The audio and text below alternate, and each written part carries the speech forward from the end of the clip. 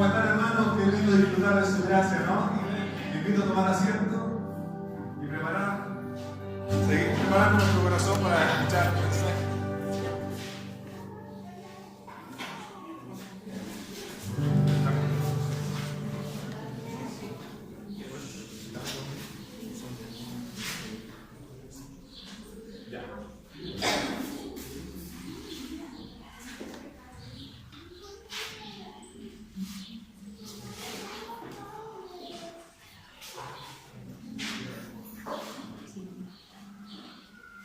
Amén. ¿Cómo están, hermanos? Buenos días.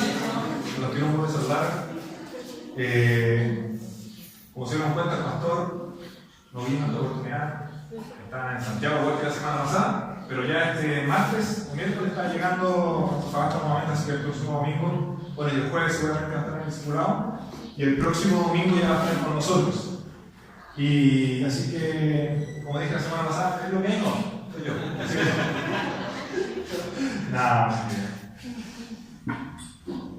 sí, ahí estoy yo. Qué mejor los títulos de los artículos, ¿no?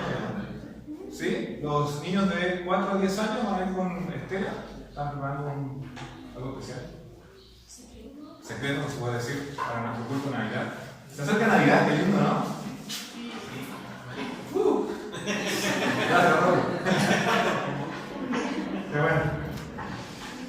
Bueno, el mensaje que tengo preparado para hoy es un mensaje de mucho entusiasmo, de mucho ánimo. Se llama Miserable de mí. ¿Ya? Pero bueno, van a ver que hay algo poderoso en la palabra de Dios. Bueno, siempre encontramos algo muy importante y poderoso en su palabra. ¿O no es así? Bueno, lo que no vinieron la semana pasada, nosotros hablamos de Romanos capítulo 7. Vamos a continuar con Romanos 7 esta mañana.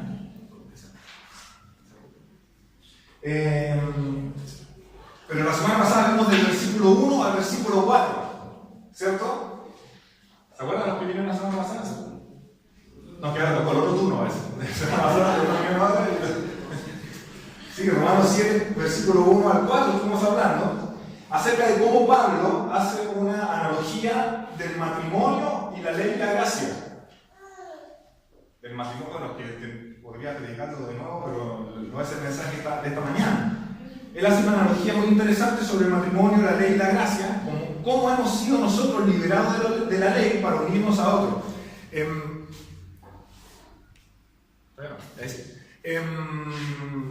es el problema. Sí, pero todavía no, pero hablábamos acerca de que Pablo empieza a hablar acerca del matrimonio y dice que la única forma de que la esposa se pueda liberar de ese matrimonio anterior es que el esposo muera, ¿cierto? Ahora, hablamos también, hicimos un análisis un poquito más profundo de que no es simplemente así, porque uno puede tomar ese versículo y decir, ok, la única forma de que un matrimonio se divorcie es que uno de los cónyuges muera.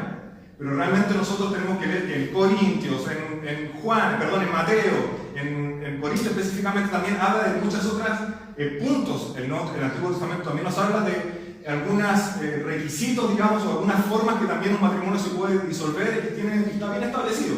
Pero no era el mensaje de la semana pasada. Aunque Pablo toma esa analogía para poder hablar de algo. ¿De qué cosa?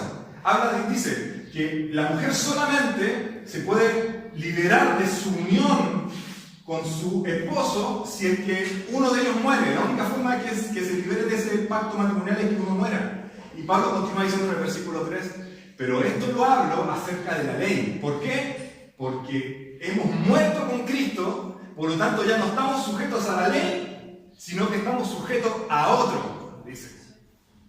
Bueno, que hermano, es muy linda esta palabra. Ojalá que próximamente pueda volver a darlo, pero es muy profundo, muy lindo lo que dice. Dice, nos hemos unido a otros. ¿A quién? A otro. Al que se levantó de los muertos. Entonces, si nosotros antes estábamos unidos a la ley, la única forma de que ese pacto matrimonial se corte era de que uno de los cónyuges muera. Pero la ley no va a morir. Entonces dijo, ustedes han muerto con Cristo. Y al morir nosotros, se ha roto esa unión, esa comunión, ese pacto matrimonial con la ley, y no podemos volver a casar. ¿Con quién? Con el que resucitó de los muertos. Uy, es lindo, es lindísimo. Pero eso estamos hablando acerca de la semana pasada. Ahora debemos continuar con el mensaje de Pablo, porque ahí llegamos hasta el versículo 4, pero para eso entraremos tal vez en uno de los pasajes más controversiales de la Biblia. Uno de los tantos más controversiales de la Biblia. Y no porque lo que diga Pablo sea grave, sino porque su correcta interpretación es sumamente importante para entender nuestra posición en Cristo y lo que Él ha hecho por nosotros. Lo repito, no es porque lo que Pablo diga es grave, sino que debemos entenderlo con claridad para poder saber bien cuál es nuestra posición en Cristo y lo que Jesús hizo en la cruz por nosotros. Así que vamos a Romanos capítulo 7 y pasamos al siguiente, el versículo 4, el mensaje de hoy se llama Miserable de mí. Dice: así también vosotros, hermanos míos, habéis muerto a la ley mediante el cuerpo de Cristo, para que seáis de otro. ¿De quién? Como dijimos recién, del que resucitó. Mira, al principio cuando está hablando, dice: así que hermanos, versículo 1, lo pueden después ver en su Biblia, versículo 1, así que hermanos, ustedes que conocen la ley, y empieza a hablar del matrimonio, porque era difícil lo que iba a hacer Pablo. Pablo iba a hablar de que nosotros ya no dependíamos de la ley, y decirle eso a los judíos, o sea, prácticamente los judíos adoraban la ley.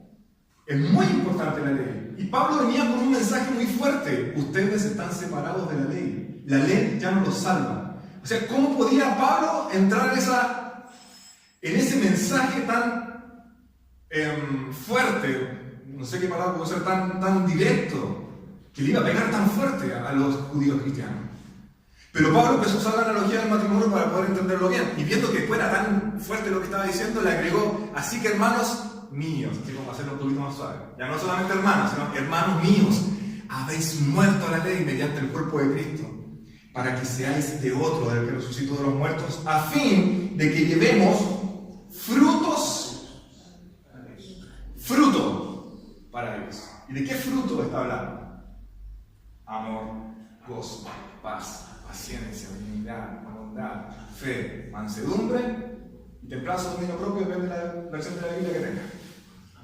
El fruto del Espíritu. Hemos sido llamados para poder llevar esos frutos. No porque esos frutos nos salven, sino que esos frutos nacen de esta nueva naturaleza que somos ahora, una naturaleza divina.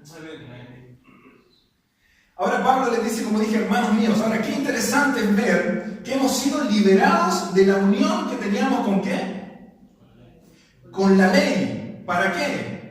Para que por medio de ese acto simbólico que cada uno o la gran mayoría aquí ha hecho, que ha sido el bautismo, nosotros muramos a la ley y resucitemos para unirnos con Cristo.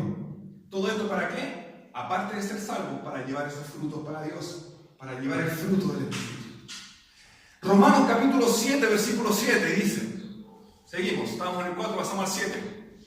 ¿Qué diremos pues? ¿La ley es pecado? En ninguna manera, porque yo no conocí el pecado sino por la ley, porque tampoco conociera la codicia si la ley no dijera no codiciarás. Hermanos, me tienen que seguir porque vamos a analizarlo de aquí al 10 y es importante poder aclarar bien lo que quiere decir Pablo en estos versículos. Está diciendo, ¿qué pues diremos? ¿La ley es pecado? Porque claro, se habla tanto de que nosotros no estamos unidos a la ley, ¿no? Que la ley solamente nos condenaba, pero ahora estamos en la gracia y es fácil trazar la línea de predicar que la ley es mala con tal de que estamos en la gracia. Pero hay algo que tenemos que tener claro como iglesia: la ley es santa, es pura y es buena, porque la ley vino de Dios.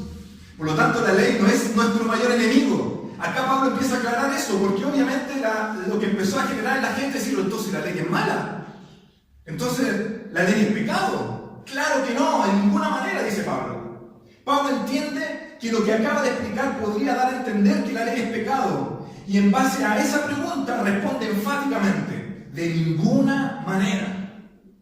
Para poder explicar esto quiero usar el caso más personal de mi hijo, Martín, ¿lo conocen? Mi hijo Martín anda siempre dando vueltas por ahí. Lleva 6 meses pidiendo, no sé de dónde lo sacó, pero quería un carro de bombero con ojos y con boca.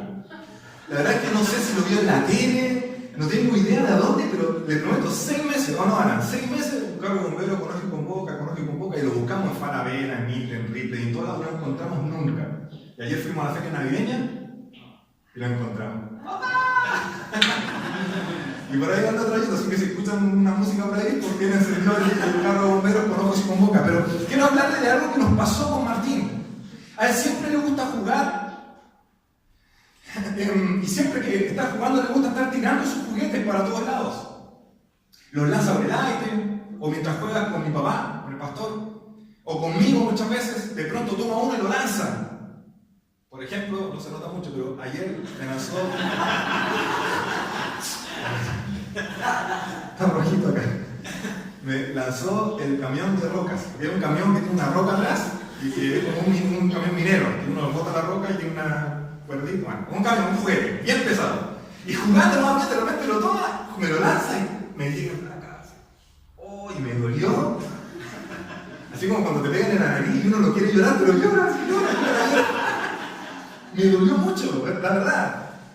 Y al ver esto, junto que Martín le gustaba eso, de repente estar jugando y lanzaba un juguete de un lado para otro, le empezó a pegar a algunas personas. Por ejemplo, yo. Y al ver esto, junto a Marcia, tuvimos que empezar a decirle que eso no estaba bien, porque podía dañar a alguien. Y eso era lo malo. ¿Qué era lo malo? Que podía dañar a alguien, que lo que estaba haciendo no era correcto. Lanzar los juguetes podía dañar a la persona. La pregunta que hago entonces es, ¿Martín sabía que lanzar sus juguetes a las personas era malo? Claro que no, como ustedes responden. Él no lo sabía, pero desde que empezamos a decirle que era malo, él ya lo supo. ¿Saben para dónde voy, cierto?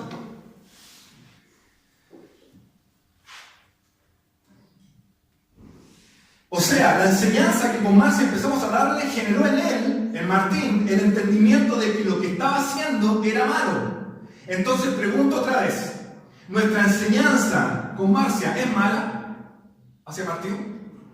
No, le estamos enseñando que lo que hace es malo, pero si a causa de lo que le enseñamos fue que él supo que lo que hacía era malo. La respuesta está en que la acción era mala, recibiendo la enseñanza de sus padres y no... Me equivoqué en la palabra, eso es lo que quise decir ahí.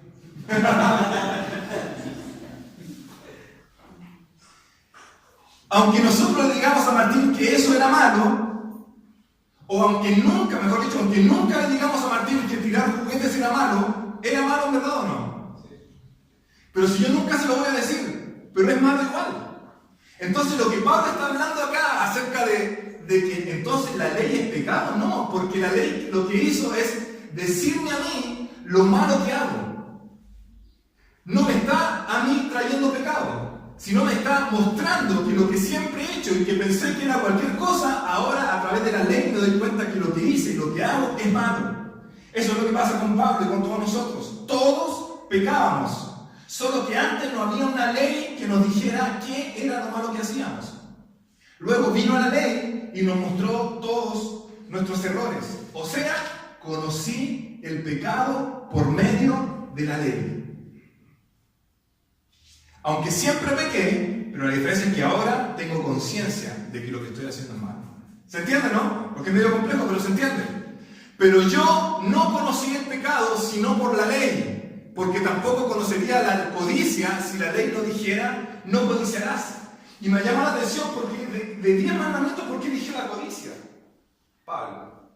Y hay muchas interpretaciones, como dije, esto es uno de los pasajes bíblicos. Miren, les soy sincero, cuando mi papá me dijo que ¿de qué vas a predicar? Yo le dije, de Romanos 7. Eso. Porque es un pasaje difícil, pero que es importante que lo entendamos, hermanos. Para tener claro, porque muchas veces se han enseñado cosas equivocadas. Qué importante que Pablo, pudiendo usar cualquiera de los 10 mandamientos, usa la codicia. La codicia es el último de los 10 mandamientos. Y Pablo magistralmente lo pone en este lugar porque cumple un rol importante. ¿Cuál? La codicia genera en el hombre la necesidad de algo que no tiene. Algo que es inalcanzable, algo que está prohibido. Eso es la codicia. Desear algo que no debería. Desear algo inalcanzable. Desear lo de otro. Desear lo prohibido. Eso es la codicia, el deseo. Y efectivamente la ley genera esa sensación en el hombre, ¿o no? San Agustín, un cura católico, antes que me apedreen, es una frase muy buena, que está de moda eso. Un cura católico lo describió de la siguiente manera. Escuchen esta frase. Primero habla de que él y unos amigos robaron unas peras de un peral. Oh. Eso también puede ser de una canasta, no sé. Robaron unas peras de un peral, de un vecino. Aunque comieron algunas de esas peras, la gran mayoría las arrojaron y las echaron a los cerdos. Contaba San Agustín. Y dice él, esto: ejecutamos una acción que no tenía para nosotros nada de gustosa más que el sernos prohibida. Ejecutamos una acción que más que ser gustosa para nosotros era el hecho de que era prohibida. La codicia llevó a Pablo, miren, es como cuando usted entra a un lugar y dice no tocar, o sea, una banca, no tocar, pintura fresca. ¿Qué es lo primero que usted hace? La fresca. Primero tocar, ¿por qué? Porque me están diciendo que no, yo quiero. Es la codicia de querer hacer algo. Yo quiero. Primero porque me dicen que no toque, entonces yo quiero tocar. Y segundo, como dice Víctor, para saber si realmente está fresca. Y ahí vamos después todo el día con el dedo manchado. Porque era pintura al óleo más encima, que no sale con agua. Y le echo diluyente, cuando todo el día pasó diluyente. ¿Qué es lo primero que hace uno? Es tocar. Entonces lo que Pablo está diciendo acá es que la codicia, todos nosotros, es el último de los mandamientos. Pero tal vez resume el acto, la acción o la posición de un pecador de querer siempre hacer, de desear hacer lo prohibido. Codiciar eso que me están negando. Yo lo quiero hacer. Y todos hemos sido así, haciendo lo que no es correcto. Ahora, si pasamos al siguiente versículo, el versículo 8 también de Romanos 7, dice: más el pecado, ¿se alcanza a ver acá? No, sí, está muy chiquito. ¿Sí se alcanza a ver?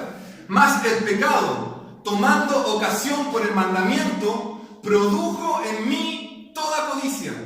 Porque sin la ley el pecado está muerto. Y yo sin la ley vivía en un tiempo, pero venido el mandamiento, el pecado revivió y yo morí. Y hallé que el mismo mandamiento que era para vida, a mí me resultó para muerte. Enredado, ¿no? Pero vamos a aclarar. Mas el pecado, dice, tomando ocasión por el mandamiento, produjo en mí toda codicia. La ley que le prohibió la codicia, la ley le prohibía la codicia, pero él deseó codiciar todo. Porque sin la ley el pecado está muerto. Y yo sin la ley vivía en un tiempo cuando no tenía, esto es una aclaración, cuando no tenía conciencia, cuando nosotros no teníamos conciencia, no teníamos el conocimiento de la ley, no sabíamos lo que era pecado. ¿Sabíamos lo que era pecado? No lo sabíamos, teníamos tal vez me parece que no es muy bueno, pero la ley nos trajo la convicción de lo que es pecado. Pero venido el mandamiento, o sea, la ley dice, el pecado revivió y morí, no se refiere a que resucitó el pecado que estaba muerto, no, se refiere a que cuando conocí la ley, tuve la conciencia de pecado. ¿Se entiende, no? Tuve conciencia, reaccioné que estoy pecando. A través de la ley, y al reaccionar de esa conciencia, me di cuenta de que estaba condenado a muerte. Insisto, ¿significa que la ley me hizo pecar? No, la ley simplemente me reveló mi actual posición. ¿Cuál es? Que soy pecador, que codicio todo, que quiero hacer todo lo malo, y eso me trae una consecuencia, la muerte. Hemos sido condenados a muerte. Y aquí es que el mismo mandamiento que era para vida, me resultó para muerte, dice al final. ¿Por qué? Porque la ley venía para decir al hombre, si tú cumples todos estos, serás salvo, tendrás vida eterna. Pero lo que pasó fue que nadie pudo cumplirlo. Y eso que vino para darme vida eterna, al final me trajo condenación y muerte. ¿Pero la ley es mala? No. La ley venía con ese propósito, demostrarnos que no podíamos. Todo lo que una persona necesitaba para vivir, lo que necesitaba hacer para vivir y para heredar la vida eterna es guardar la ley. Pero tenía que guardarla perfecta y completamente, y tenía que hacerlo así durante toda su vida. El problema es que ninguna persona jamás ha hecho esto y ningún pecador jamás lo hará. ¿Qué cosa? Cumplir toda la ley. El problema es que todos somos pecadores, de modo que la ley nos condena a todos. Y dice, a mí me resultó para muerte, como le dije. O sea, cuando fui confrontado con la ley, me di cuenta que mi pecaminosa desobediencia a la ley y tuve que enfrentar el horrible castigo de una ley quebrantada. ¿Cuál es el horrible castigo de una ley quebrantada? La muerte. O sea, la ley me trajo ira, pero como no la cumplí, me resultó para muerte. Es denso lo que está hablando acá, pero es porque vamos a un versículo clave, el miserable de mí. Esa es nuestra meta. Porque quiero que todos salgan acá sabiendo que son unos miserables.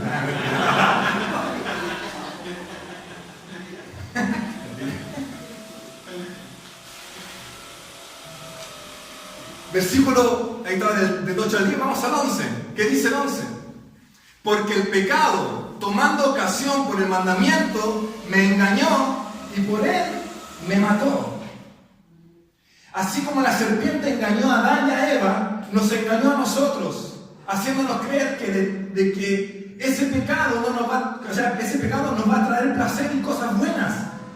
¿Para qué? Para que luego de que nos dimos cuenta de que nos mintió, de que eso que nos dijo que nos iba a traer placer y cosas buenas, realmente no nos trajo, bueno, placer sí, porque el pecado lo que hace es tocar el placer, pero no nos trajo nada bueno, nos mintió.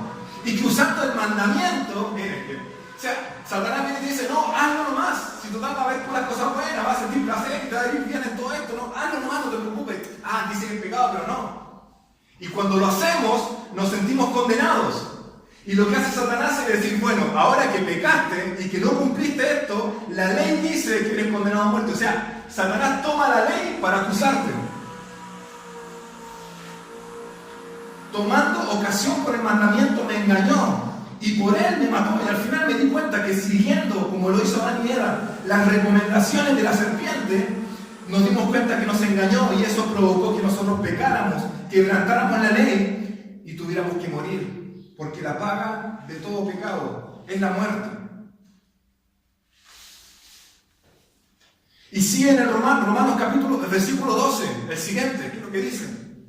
De manera que la ley a la verdad es santa. Y lo vuelvo a repetir porque no quiere Pablo que entendamos o que creamos que la ley de Dios es mala, sino que dice que la ley a la verdad es santa y el mandamiento santo, justo y bueno. Y luego nuevamente, porque le gusta eso de hacer preguntas y responder, le hace la pregunta. Luego, ¿lo que es bueno vino a ser muerte para mí? O sea, si me estás diciendo que la ley es santa, ¿por qué me trajo muerte? En ninguna manera, responde Pablo. Sino que el pecado, para mostrarse pecado, produjo en mí la muerte por medio de lo que es bueno, a fin de que por el mandamiento el pecado llegase a ser sobremanera pecaminoso. Aquí nos enfrentamos a una de las grandes discusiones teológicas. Por favor, presten atención. ¿Pablo habla como un inconverso o como un salvo? Y esa es la gran pregunta que todos los teólogos discuten sobre este versículo. Pablo, cuando dice, produjo en mí la muerte por medio de lo que es bueno, ¿está hablando como un inconverso o como un salvo?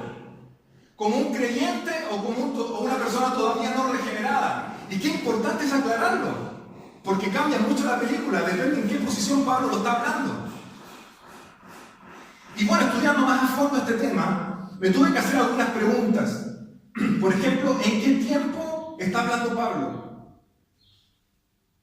Pablo ha pecado, dice, ¿cierto? Ha pecado, produjo en mí la muerte, sino que el pecado, en ninguna manera dice, sino que el pecado, para mostrarse pecado, produjo en mí la muerte. Pablo ha pecado, entonces ahora está condenado a muerte. ¿Eso está diciendo? Que Pablo, siendo salvo, pecó y por lo tanto como pecó, está condenado a muerte. ¿Está diciendo eso Pablo? Claro que no, mis hermanos. Pablo, al parecer, y esto es lo que la mayoría están, o la gran cantidad de teólogos y maestros están llegando a la conclusión, es que Pablo al parecer está hablando figurativamente. Creo que Pablo está poniéndose él como ejemplo de alguien que no ha sido regenerado, o más fácilmente, uno que no ha sido convertido. Es muy fácil que Pablo esté hablando de su estado, es muy difícil, que Pablo esté hablando de su estado actual, regenerado, salvo, perdonado. O sea que a causa del pecado está muerto, no puede ser, ya que solo versículos antes se mandó tremendas declaraciones como esto. Miren, ¿por qué yo creo y por qué muchos creen que acá no está hablando de que él pecó, por lo tanto está condenado a muerte y eso le trajo muerte a él? No puede ser. No puede ser, ¿por qué? Porque solamente en el capítulo anterior, el 6, en el capítulo anterior, en el 5, dijo declaraciones como esta, por favor. Romanos 5.1, justificados. Pablo sabía que era justificado, pues por la fe tenemos paz para con Dios, por medio de nuestro Señor Jesucristo, por quien también tenemos entrada por la fe a esta gracia, en la cual estamos firmes y nos gloriamos en la esperanza. Qué lindo, ¿no? ¿Qué dice el siguiente?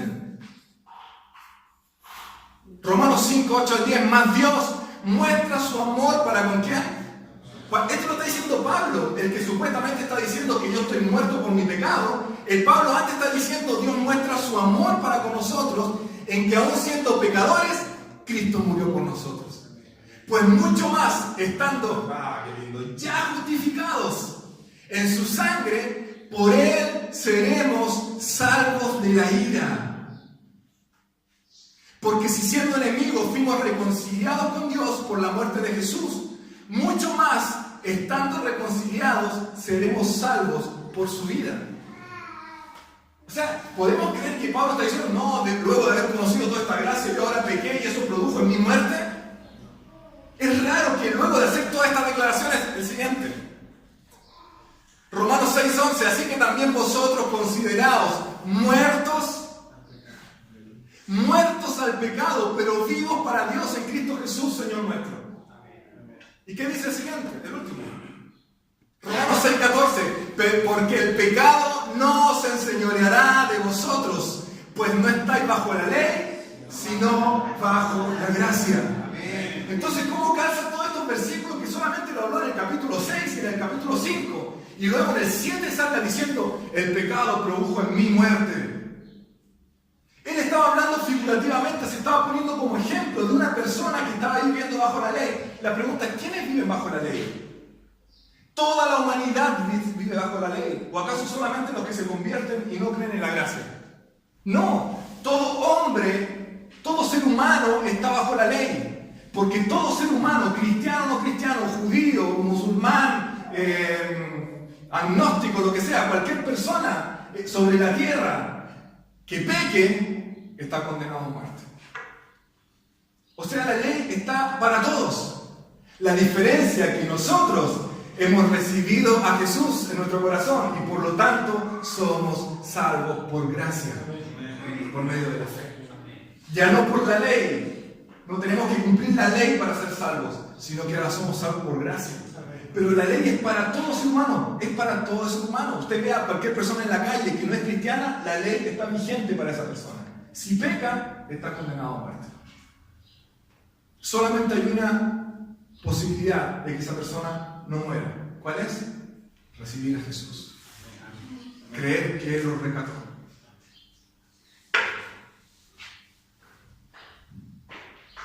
Es muy difícil que Pablo esté hablando de su estado actual. Tenemos tantos versículos donde Pablo está hablando de una posición. Somos justificados, entrada por la fe a esta gracia. Estamos firmes, dice Pablo. Su amor para con nosotros, que aun siendo pecadores, Cristo murió por nosotros. Así también vosotros, muertos al pecado, pero vivos para Cristo. Porque el pecado nos enseñará. O sea, Pablo nos deja claro todo el tiempo. Aquí no está hablando de un regenerado, está hablando de una persona que aún no ha recibido a Jesús, no ha sido salvo. Pablo al parecer no está hablando de su realidad, sino que él está ejemplificando su vida con la de un inconverso. Pero ahora viene lo más importante, y con esto ya empiezo a terminar. Romanos 7:24. Ahí empieza a hablar de Pablo porque está hablando de algo figurativo, lo que no quiero, eso hago, lo que hago, todo el tiempo.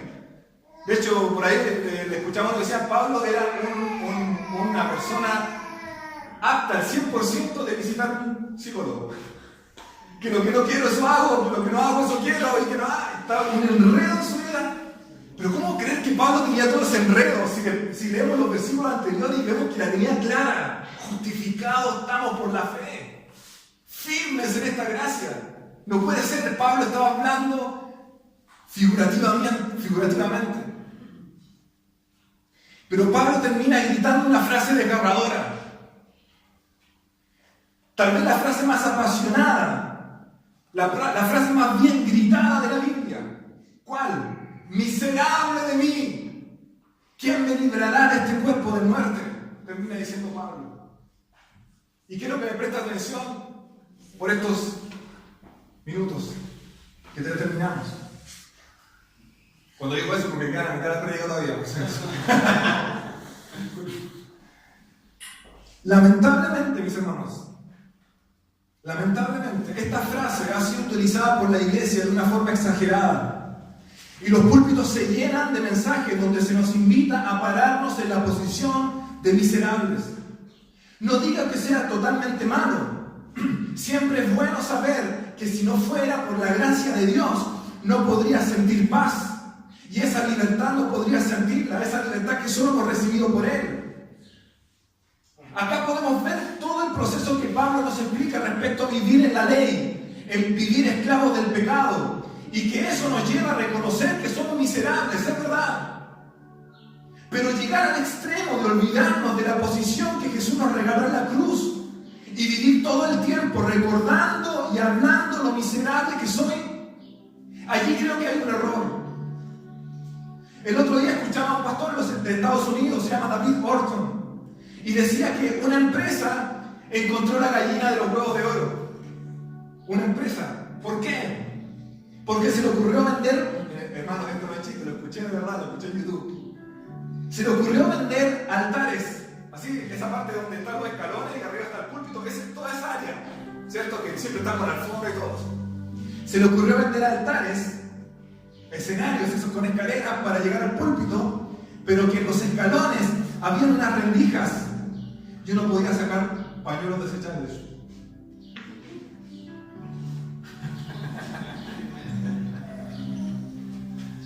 Claro, todos los domingos se hacen llamados al altar a que pasen todos los miserables al altar.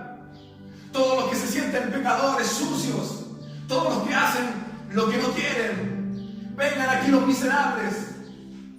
Hermano, miserable, ven para aquí, para acá.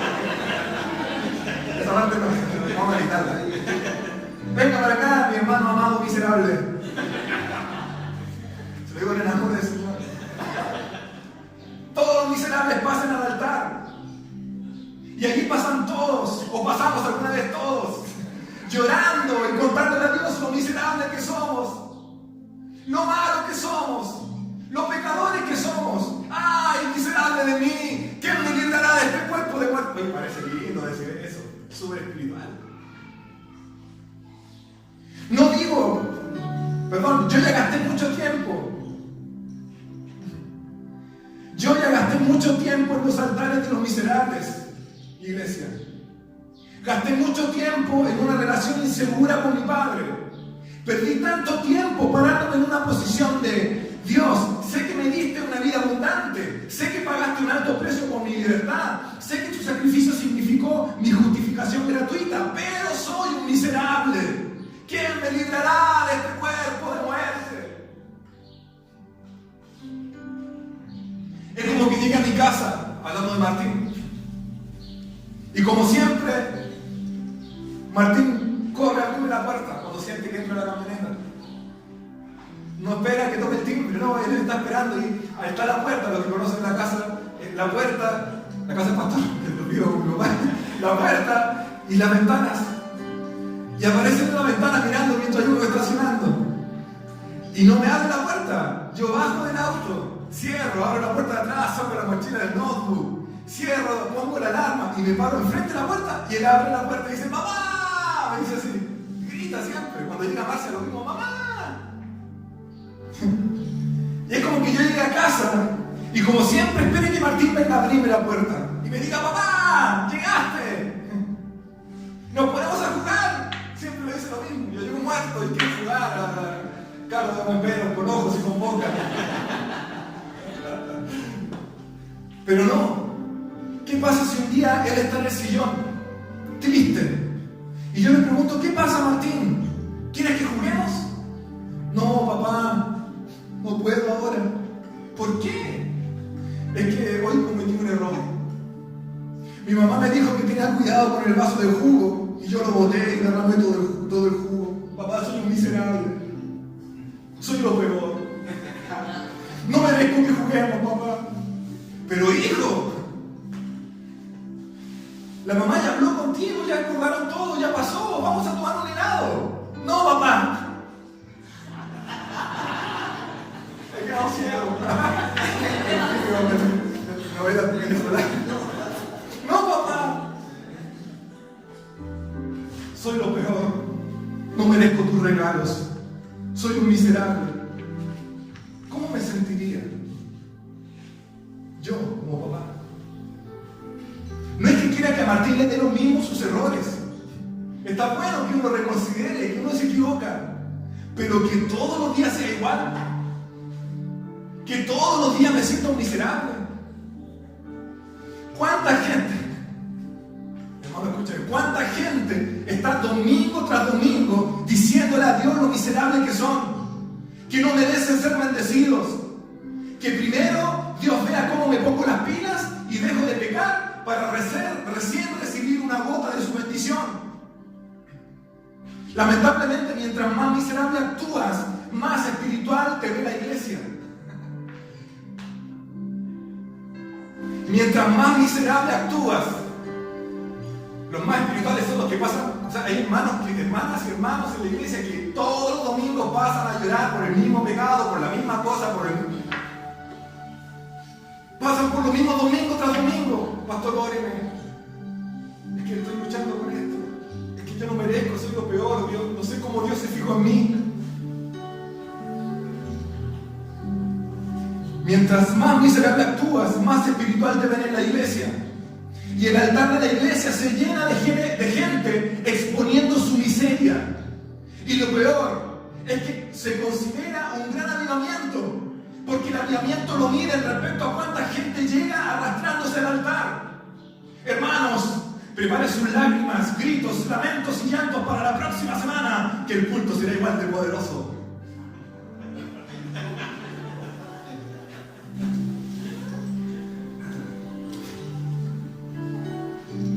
Insisto, no digo que sea malo pasar al altar arrepintiéndose de los pecados, pero Dios no me rescató para ser un miserable. Dios me rescató para adoptarme como su hijo amado. Y esa es mi posición. No un miserable, un hijo amado, bendecido, salvo por gracia. El gran problema es que muchos de nosotros nos hemos quedado por años. Escúcheme, por años nos hemos quedado en el versículo 24 del capítulo 7. ¡Oh, miserable de mí! Ahora viene lo bueno. ¿Quieren escucharlo? Sí, nos quedamos en el versículo 24. Pero quiero detenerme en una gran pista que nos dejó Pablo en este versículo. ¿Cuál? Pablo dice, miserable de mí. Pero luego, hermano, escúcheme, hace una pregunta poderosa. ¿Quién me librará de este cuerpo de muerte? Sí, la pregunta que hizo Pablo no fue cómo me librará de este cuerpo. No pregunta cuándo, no pregunta qué debo hacer para liberarme, sino que dice ¿quién?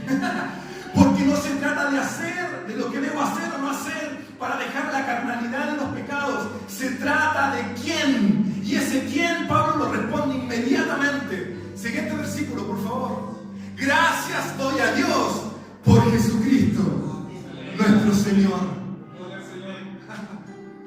¿Quién me librará de este cuerpo de muerte? Y Pablo responde, gracias por Jesús, nuestro Señor. Gracias. Así que yo sí mismo con la mente sirvo a la ley de Dios, más con la carne a la ley del pecado. ¿Por qué? Porque yo puedo estar en la parte de arriba de ese, puedo estar en la parte que dice yo mismo con la mente sirvo a la ley, o puedo estar en la parte de más con la carne a la ley del pecado. ¿Por qué lo digo? Miren lo que dice Jeremías 33, lo hemos leído enésimas veces, muchas veces. El pastor lo ha puesto y yo le he dicho también muchas veces, dice acerca del nuevo pacto. He aquí vienen días, está Jeremías profetizando del nuevo pacto que viene, no la ley, viene un nuevo pacto y dice, he aquí vienen días, dice Jehová, en los cuales haré un nuevo pacto con la casa de Israel y con la casa de Judá. No como el pacto que hice con sus padres el día que tomé su mano para sacarlos de la tierra de Egipto, porque ellos invalidaron mi pacto, aunque fui yo un marido para ellos, dice Jehová. Pero este es el pacto que haré con la casa de Israel después de aquellos días, dice Jehová. ¿Cuál? Daré mi ley en su mente y la escribiré en su corazón, y yo seré para ellos Dios y ellos me serán por pueblo. Daré mi ley en su mente y la escribiré en su corazón. La ley no está ahora en piedras, en algo duro, en algo frío, en algo establecido como el único requisito para ser justificado y perdonado. No, en el pacto de la gracia la ley está en la mente y en el corazón. ¿Por qué? Porque su cumplimiento ya no se basa en un requisito para ser salvo, sino que el cumplimiento de la ley nace del corazón como fruto para Dios, en agradecimiento y en honra por su gracia entregada a nosotros gratuitamente. Antes la ley estaba en piedras, refregándole a todo el mundo lo que deben hacer. En el nuevo pacto Dios puso esta ley en nuestro corazón para que de nuestro corazón fluya en agradecimiento y honra el poder cumplir esa ley. Amén. No como un requisito para ser salvo. Amén.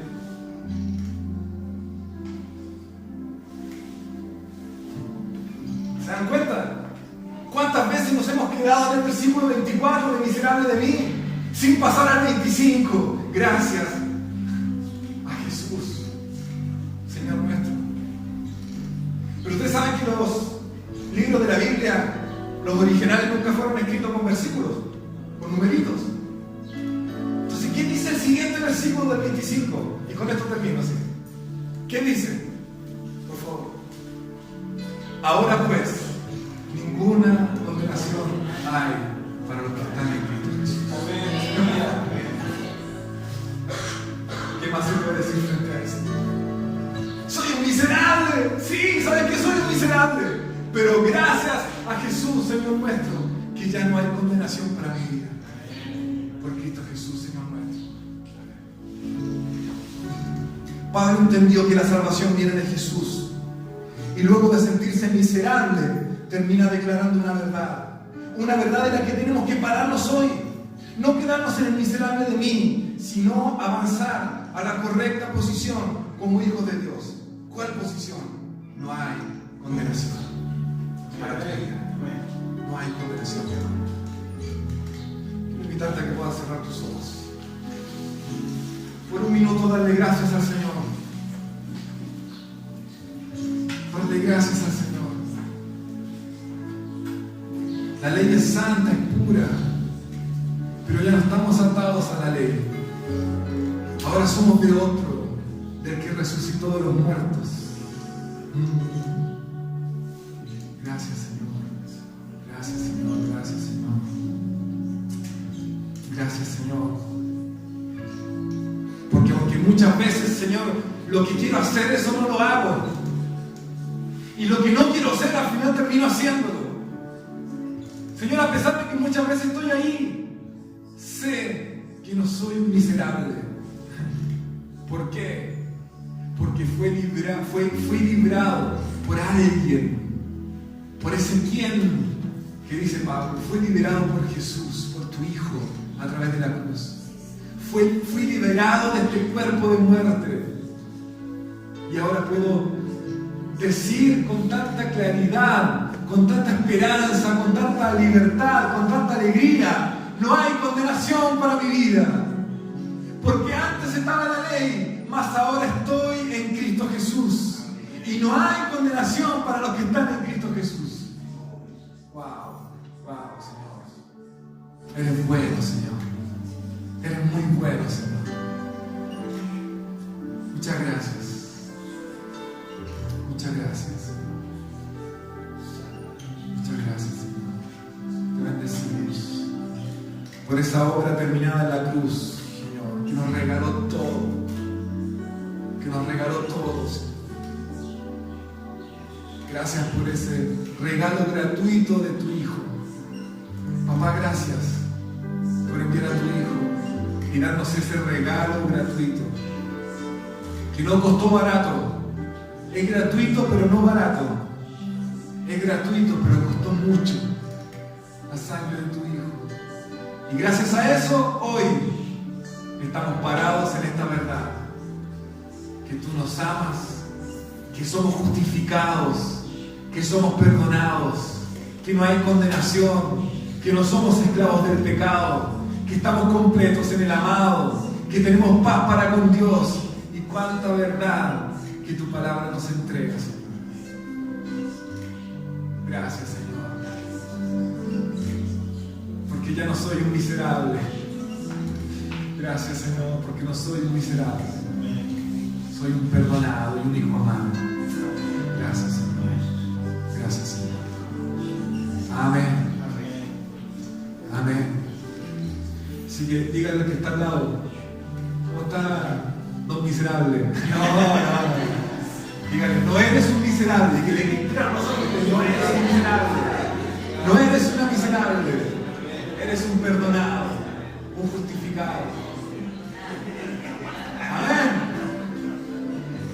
Así que está bueno arrepentirse, sí, pero no pase, no gaste su vida todo el tiempo llorando y no.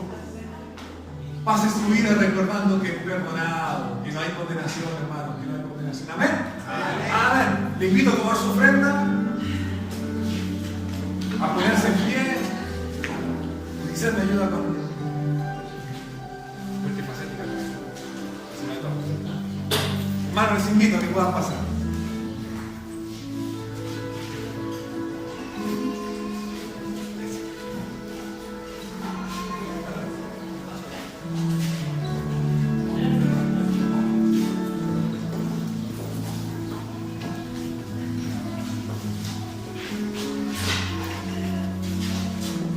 Gracias, Señor, por esta ofrenda, por los diezmos, por tu provisión, Señor. Multiplícalas para que sean usados en tu reino, Señor. Bendecimos al que pudo dar y al que no pudo dar también. Amén.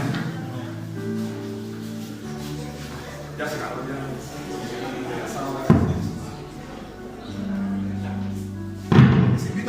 Vamos a terminar con la última canción. El domingo ya va a estar el pastor con nosotros. Sí. Amén.